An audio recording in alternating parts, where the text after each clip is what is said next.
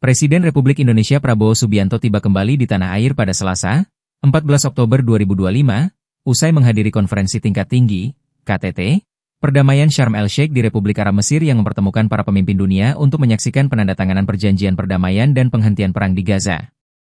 Pesawat Garuda Indonesia 1 yang membawa Presiden beserta rombongan mendarat di Pangkalan Udara Halim Perdana Kusuma, Jakarta, pada pukul 14.30 WIB dan disambut sejumlah pejabat, antara lain Menteri Pertahanan Djafri Syamsuddin, Menteri Investasi dan Hilirisasi Rosan Ruslani, Menteri Pendidikan Tinggi, Sains, dan Teknologi Bryan Yuliarto, Menteri Sekretaris Negara Prasetyo Hadi, Menteri Pemuda dan Olahraga Erick Thohir, Kepala Badan Komunikasi Pemerintah Anggaraka Prabowo, serta Wakil Panglima TNI Jenderal Tandjo Budi Revita.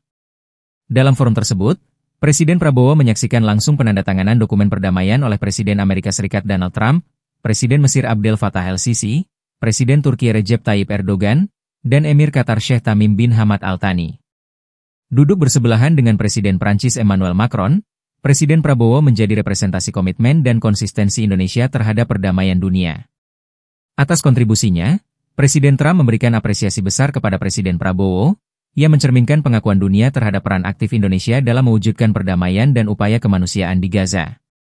Usai menutup agenda KTT, Presiden Prabowo menegaskan komitmen Indonesia untuk terus berperan aktif dalam rekonstruksi dan rehabilitasi Gaza serta memperkuat kerjasama internasional dalam menjaga stabilitas dan perdamaian global. Baik,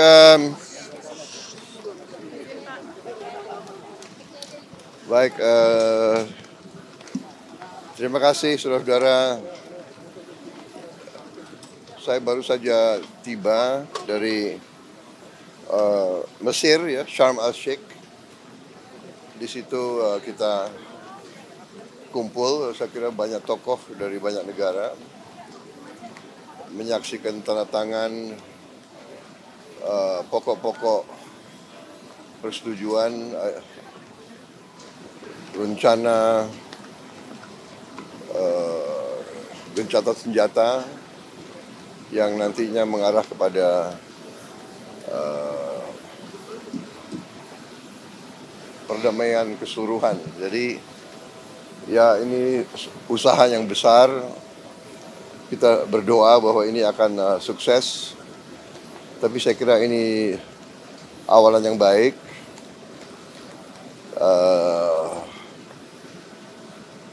Intinya itu ya. Jadi kita datang untuk menyatakan dukungan dan memberi support.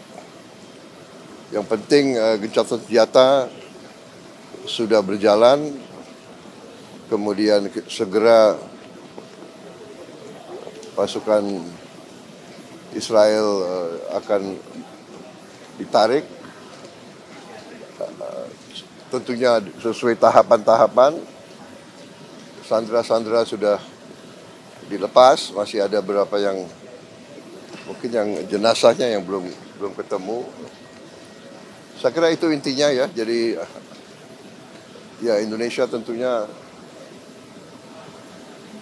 selalu diajak untuk ikut mendukung proses besar ini, dan memang ini tekad kita sebagai bangsa.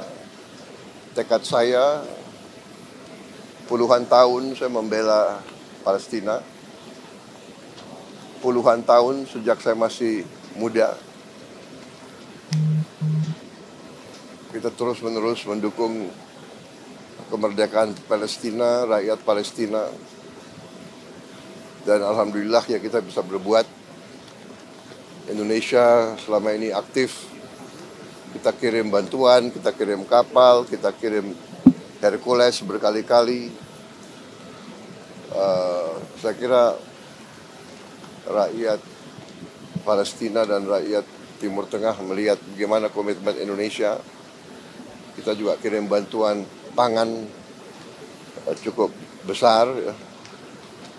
Ribuan ton beras kita kirim, dan kita terus komit untuk mendukung ini. Dan saya ditanya oleh pihak-pihak yang merupakan pihak katakanlah mediator kunci, ya. Amerika Serikat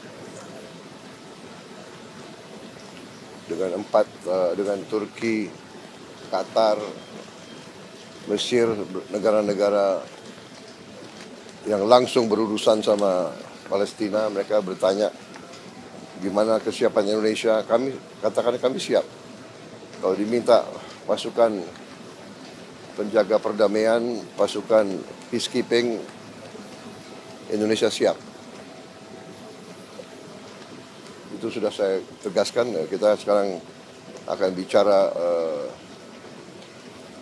detailnya lah. Ini masih rumit, tidak gampang, tapi ya kita mulai kerja.